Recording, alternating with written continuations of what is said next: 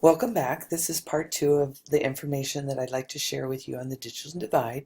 And in part two, I'd like to kind of set the context of what we know kind of historically about what has driven this digital divide, especially related to technology.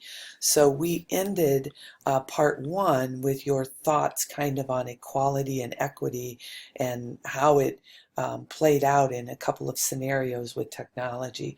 Hopefully that you took note in those scenarios and kind of applied the definition in terms of economics, the socioeconomic status, how many of those kids at home had access to internet. So in order to do those projects and move those projects at home, would they be able to do them? So I would think that would be one like example of an issue with equity that you saw come from that scenario, and there were a couple of others too.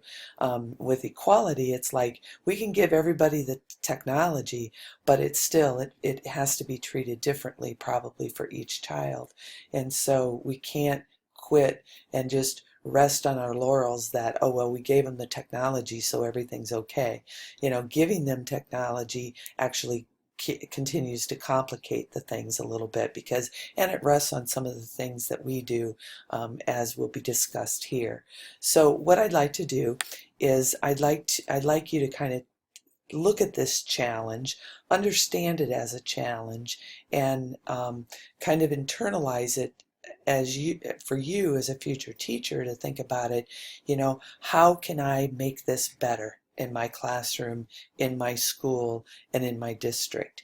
And I think if you have that attitude, I really think that you can take steps to make sure that, yes, your students have equality illustrated on a daily basis, but you also provide equitable or issues of equity that you try to progress us in a positive manner that way as well. And so first of all, I think what we have to do is kind of understand what do we have ahead of us. And what I've done here, I'm going to go through these pretty quickly. And so my suggestion to you would be that you can just pause the video as you go and kind of write down the notes, okay? Because I'll probably go faster than what you can write it down, or however you want to take a screenshot, or however you want to handle that, but that's fine. But these are important information, and they will be covered somewhat on the final exam, so kind of keep that in mind. So I'm going to split it down into these 5 groups and address each group separately, okay? So what do we know about gender and technology related to the digital divide? What we do know is that girls in elementary are less confident with computers than boys, okay? And do notice that I got this information from 2010. I know it's 2015, but these kind of data are usually national data, and so these kinds of studies do not come up every year all the time, and so I think it's still fairly current. There are things that at least we need to continue to address. So girls are less confident. We also know that boys typically will want to use computers more frequently than girls, especially in their homes, in their friends' homes, during camps and after school clubs, okay? So kind of think of those scenarios.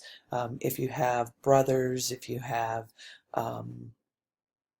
even your father, think about your home experience. Have you gotten equal opportunity to the technology? The other thing that comes into play here a little bit that we'll talk about too is, maybe girls just don't want to do it. They're just not as interested in technology. Is that a stereotypical thing? What is that? But we do have to be very mindful of it, especially since, a lot of us, especially in elementary ed, and it plays out in our class, we're female.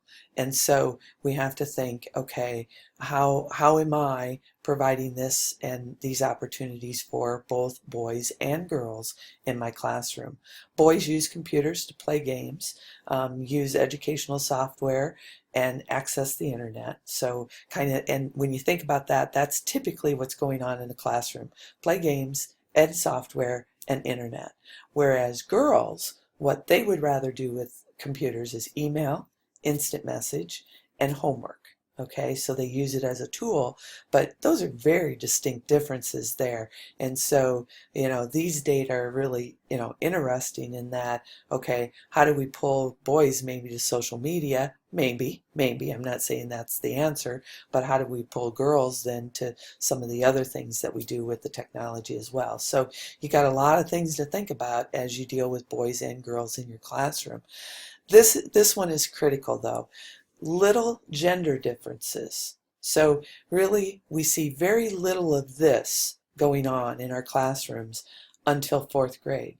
Then something kind of magically happens in fourth grade that all of this starts happening. Is it maturation? Is it, just something happens in upper elementary and how we handle upper elementary, what we do with kids? It's something to think about. We really don't have an answer to that, but in middle and high school, males tend to start using computers a lot more than females. That's where so those of you in ECE and elementary, keep in mind that, it doesn't appear that these things are happening early on. It's when we get older that we start making these kind of gender differences in how they use technology. So those of us who are at the lower elementary and thinking about that, keep doing what we're doing. We're kind of using it, but it might be a cause that they're not using it as much either. So we have to think about that as well. Okay, next one. What do we know about minority or majority group status? So how is technology perceived and being used in this area?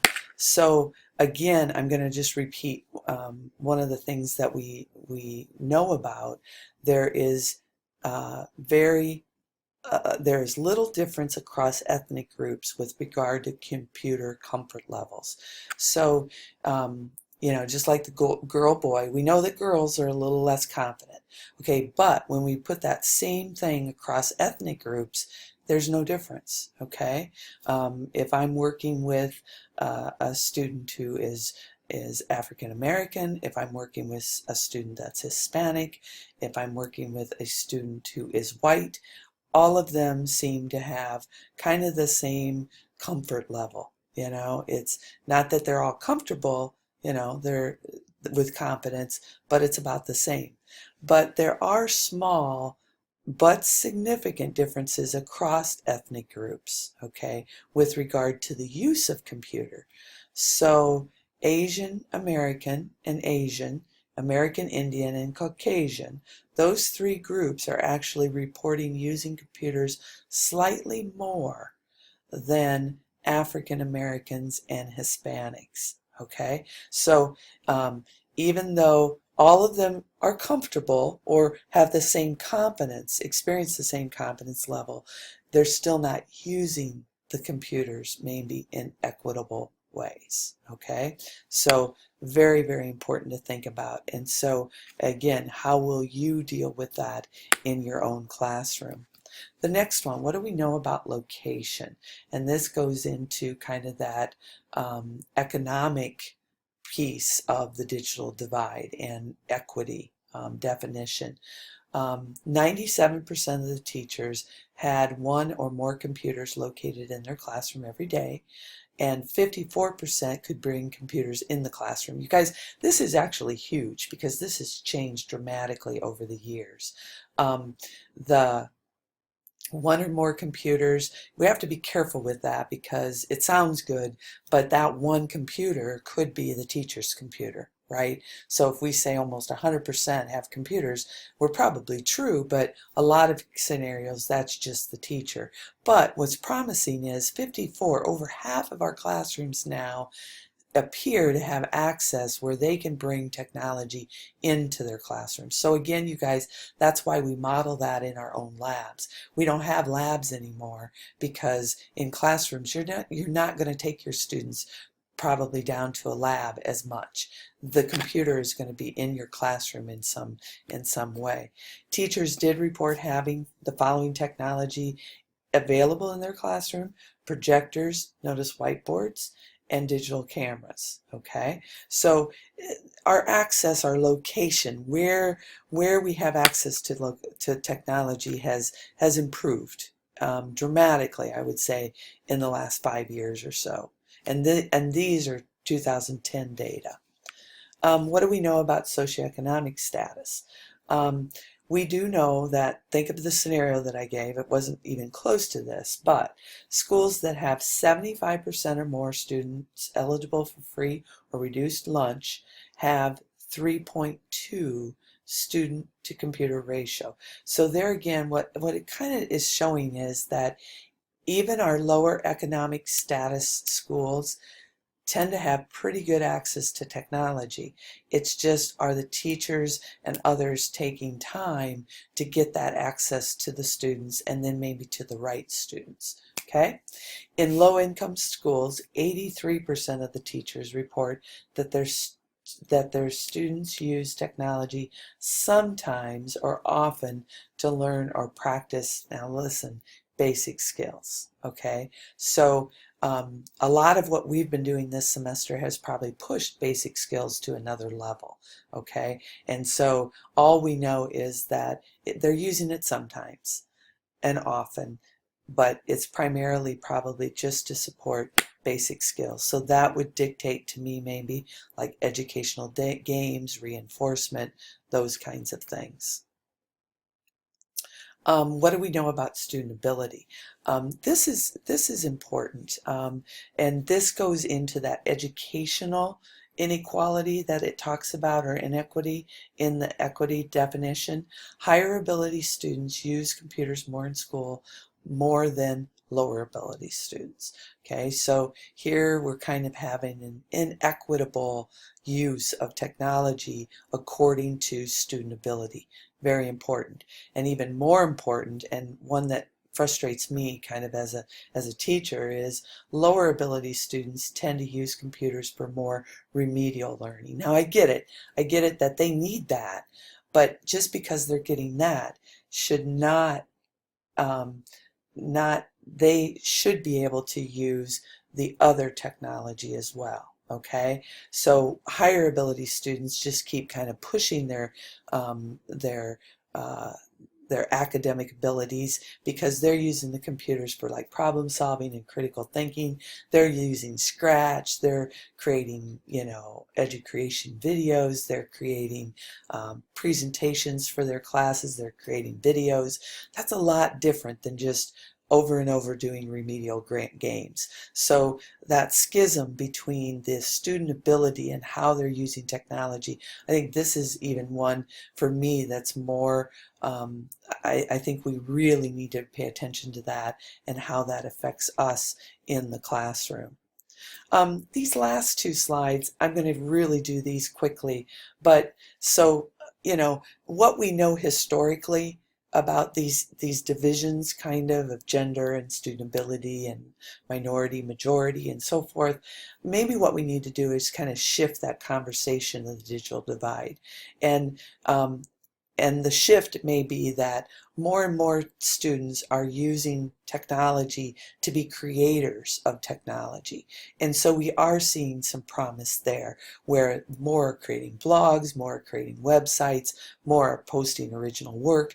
You guys have done a lot of that already in 201 to model it, because I think these are the kinds of things that we want you to do with your own students. So these are just some things. Now the percentages are still low, but you guys, these are a lot higher than they used to be.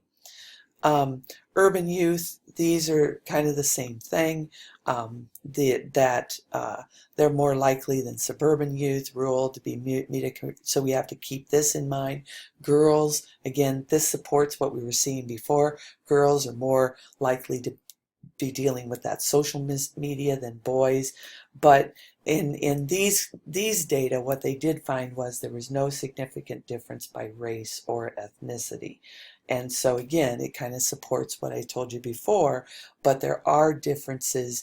It's still in kind of that historical data in use. Okay, so with that, what can you do? That will be